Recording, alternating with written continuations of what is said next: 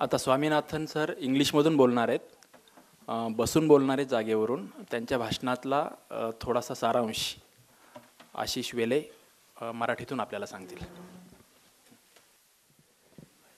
My esteemed friends on the podium and those who are in the audience, many of them whom I happen to know because I have been coming to the city from 1944 onwards, so I have many friends here. I always call Pune the social capital of India. Enormous wealth of knowledge, wealth of commitment here, and I'm so happy that Atulji chose here to release the book. I want to first of all thank him for updating the biography. He has been doing it on a regular basis, and also all those who have spoken so kindly. Enormously, words do not find, I can't find words to express my sense of gratitude to both Atulji for the book and for all the others who have spoken kind words. It is now 50 years since the concept of the Green Revolution was developed.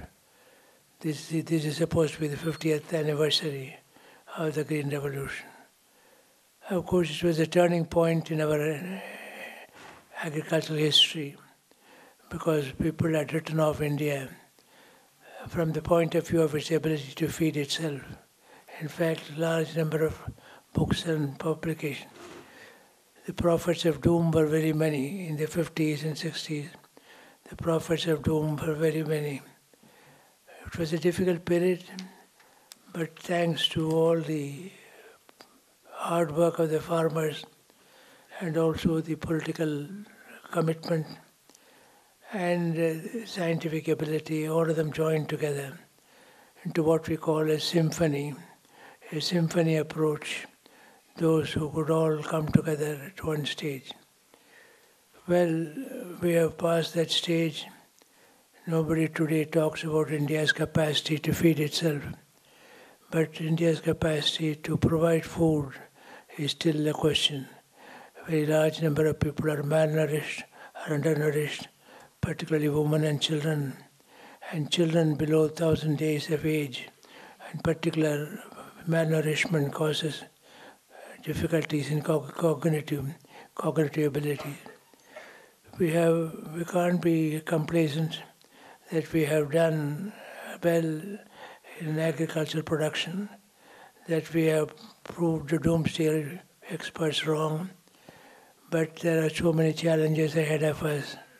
And I think Atulji must have referred to some of those challenges which are present. The challenges are many, arising from both human factors like man-made policies. Because while scientists can influence the production and productivity of a crop, it's only public policy which will determine the economics of farming. Ultimately, for the farmers, the economics of farming is the one which determines their commitment to farming. Again and again I am being asked why are the younger people don't want to take to farming, why do the people want to give up farming and so on. The reason is obvious. It's a largely economic problem of ability to earn enough money from this profession. This is one of the reasons why the National Commission on Farmers, we recommended a procurement price of C2 plus 50%, total cost of production plus 50%. Many have said this is not possible. It is not possible to give such a high price. It will be a financial difficulty. But nevertheless, it has now almost become a customary for loan waivers. Every few years, farmers are demanding the waiving of loan. A lot of money in the previous government's time in Delhi, over 80,000 crores were spent. Far better, instead of doing all that indirect way of helping farmer. And finally, the money doesn't go to the farmer. it goes to the banks to replenish their loan. It's far better than going this way to give a fair price to the farmer. A fair and not only fair price, but an attractive price which will attract the younger generation to farming. Well, I hope this will be done. There have been talk about it all over India, wherever you go. Farmers' organizations, they want almost a single-minded demand is that the recommendations of the NCF should be implemented. Apart from economics of agriculture, we have lots of other problems arising from climate change. There is a recent change in the US government policy towards climate change, but whatever it is, the fact remains that there are changes. Temperature is going up, the average temperature is going up, precipitation is being uneven, and coastal storms and coastal problems, not only in our country, but in the United States also are increasing.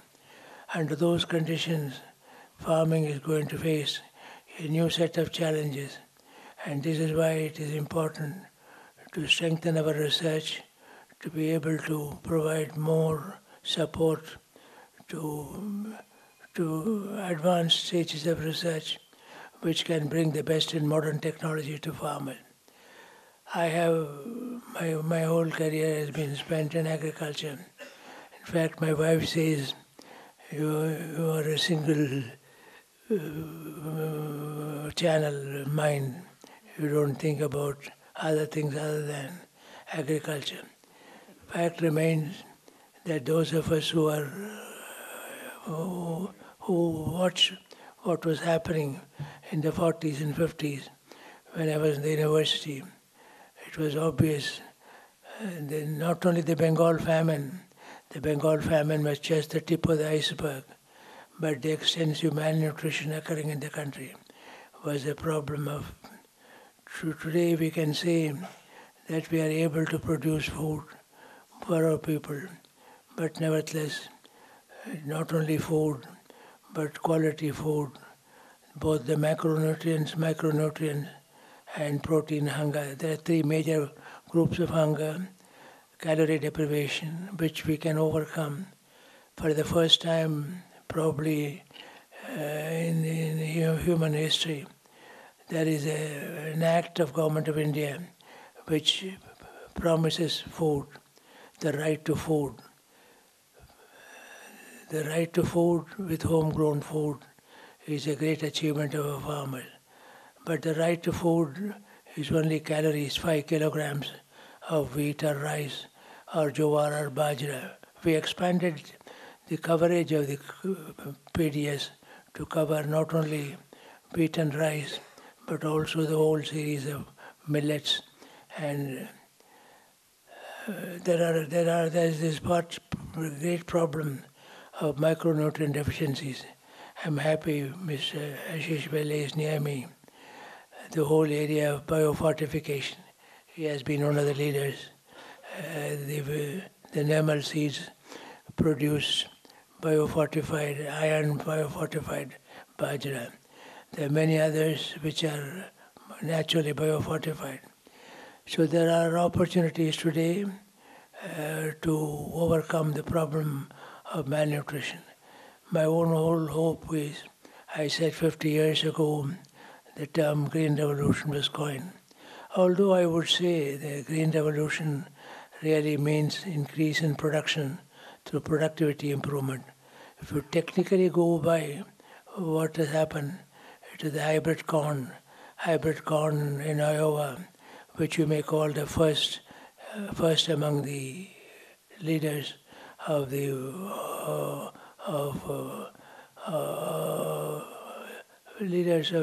whole area of biofortification.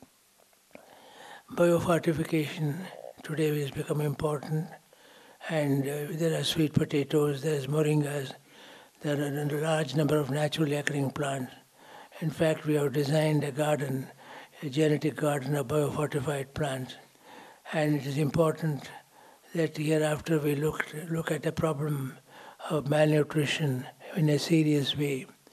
It is not enough. In the case of calorie deprivation, we are giving 5 kilograms. That's all right. I think that's very important to provide at least the minimum amount of calories. But what about the protein hunger? This year, for the first time, farmers produce large amount of pulses, because 2 years ago was the International Year of Pulses. Now pulses they produce, but then at the same time the government also imported at a low price. With the result the prices crash.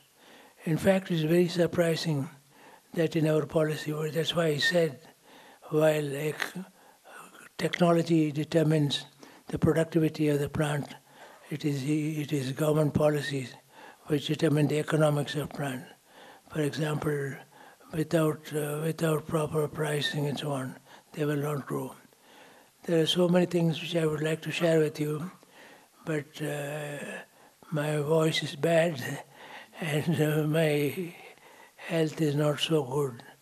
But let me say, in the whole of Indian history, what our farmers have achieved, in spite of the difficulties in producing more food, is something remarkable, because nobody thought they can do it.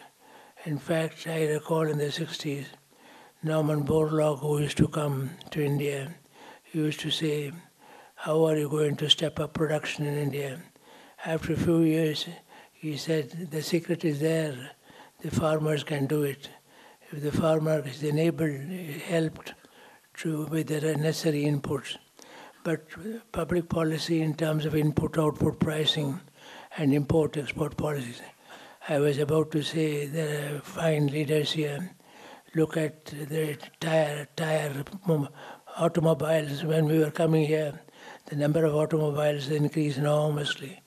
But nevertheless, in spite of the natural rubber price collapse, with the result the Kerala rubber growers said they will give up rubber cultivation.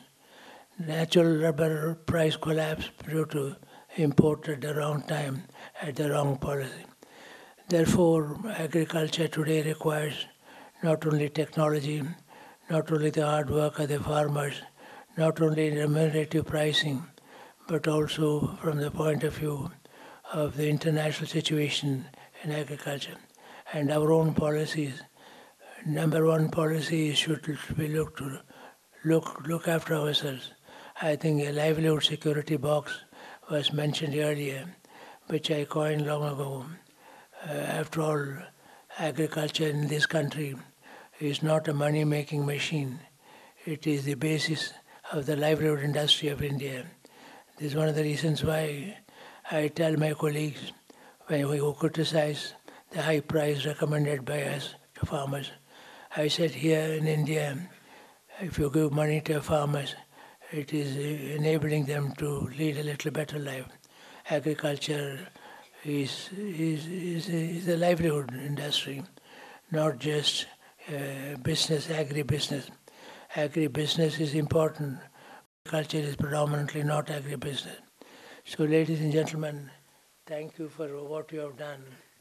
He has brought out books, and I am happy that those who have read it, I can't read Marathi unfortunately, but those who have read the earlier versions have been fully appreciative. And here on my both sides are two good friends. The one who is trying to produce food which is rich in micronutrients through biofortification. The one who is trying to spread knowledge of what happened in our agricultural history. How did we turn the corner? I recall those who said Indians can never feed themselves. In fact, after the Bengal famine, there was a genuine concern about the amount of famine which might occur in India. Ladies and gentlemen, after the Bengal famine, there has been no famine in India. There is undernutrition, but there has never been a famine in India. The credit goes to farmers for their remarkable remarkable work. Let me thank you again for asking me to come here. This city brings to my memory very large number of. In fact, I was about to join the agricultural college here, one of the two colleges I applied. I got admission in both, so I went to Coimbatore. Otherwise, I would have studied here. I'm sorry I lost that privilege. Thank you all for coming, and I wish you a very good year ahead in terms of monsoon behavior, because the monsoon and the market are the two major determinants of a farmer's welfare. The monsoon is aberrant, the market is indifferent, and so we have difficulties in both cases. Thank you, Atruji. Thanks a lot. Thank you.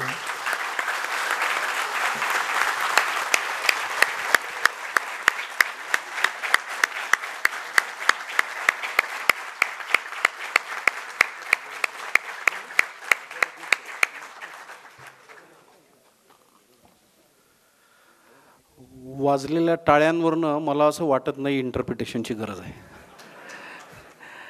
आणि प्रोफेसरनी बोलायच्या आधी मला कानात फक्त असं म्हटलं होतं की वर्ड बाय वर्ड ट्रान्सलेशनची गरज कदाचित पडणार नाही, हे पुणे आहे. आणि ते जे काय 16-17 मुद्दे बोलले आहेत ते सर्व मुद्दे लोकांच्या चेहऱ्याकडे बघून आणि तुमचे सर्व हावभाव बघून मला स्वतःला आणि प्रोफेसरनाही बहुतेक हे पटलेलं आहे आणि कळलं आहे. आणि शेवटी ते जेव्हा म्हणाले, मला असं वाटतं की मला पुण्याला आणि कोइंबतूरला दोन्ही ठिकाणी ॲडमिशन मिळाली होती. मी कोइंबतूरला गेलो, तो पुण्यालाही कदाचित मुजरा आहे. 2 महत्त्वाच्या गोष्टी फक्त त्यांच्या व्याख्यानातल्या. काही लोक बाहेर आहेत आणि काही शेतकरी पण आहेत. जर समजा काही विशिष्ट उल्लेख जे केलेले आहेत ते मी सांगू इच्छितो. एक अतिशय महत्त्वाचा उल्लेख, हरितक्रांतीमध्ये आपण अन्नधान्याचं उत्पादन वाढवू शकलो. आत्ता आपला प्रश्न अन्नधान्याचं उत्पादन हा नसून पोषणमुक्तीचा आहे. म्हणजे आपल्याला ध्यास याचा घेतला पाहिजे की प्रोडक्शनसोबत जे प्रोडक्शन आपण करतोय ते न्यूट्रिशनल असलं पाहिजे. आणि त्याच्यावर आता ॲग्रिकल्चर फोकस करण्याची गरज आहे.